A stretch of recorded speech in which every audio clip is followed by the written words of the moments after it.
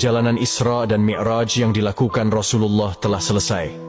Rasulullah Shallallahu Alaihi Wasallam turun ke langit dunia dan turun di Baitul Maqdis, lalu kemudian pulang ke Mekah menjelang waktu subuh.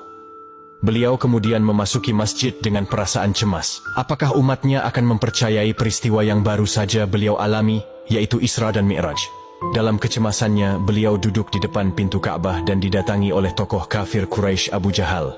Lalu Abu Jahal duduk di samping Rasulullah dan bertanya dengan nada mengejek, "Apakah ada berita ajaib hari ini, hai Muhammad?" Kemudian Rasulullah menceritakan pengalaman Isra dan Mi'rajnya dari Masjidil Haram ke Masjidil Aqsa hingga naik ke langit ketujuh dalam waktu semalam.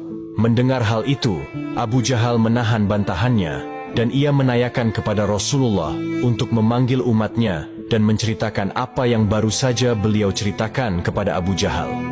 Hal itu dilakukan oleh Abu Jahal karena hendak mempermalukan Rasulullah di depan umatnya dengan tujuan umatnya akan berpaling darinya setelah mendengar cerita yang tidak masuk akal itu. Setelah Rasulullah mempersilahkan Abu Jahal memanggil umat beliau, Abu Jahal langsung menyeru kepada masyarakat Arab untuk datang dan berkumpul. Saat masyarakat Mekah sudah berkumpul, kemudian Rasulullah menceritakan apa yang beliau alami saat perjalanan Isranya menuju Baitul Maqdis dengan rinci.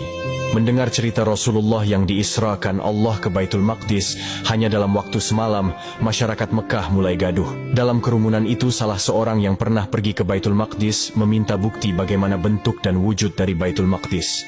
Rasulullah kemudian menjabarkan secara rinci dari mulai waktu tempuh, wilayah, hingga struktur bangunannya dengan lengkap. Bahkan Rasulullah menceritakan 3 kafilah yang beliau lihat, dari kafilah pertama yang beliau kenali secara pribadi, sampai kafilah kedua di mana beliau meminum air dari kafilah tersebut, hingga kafilah ketiga yang kehilangan untanya. Para penduduk Mekah kian heran mendengar cerita Rasulullah yang pergi ke Baitul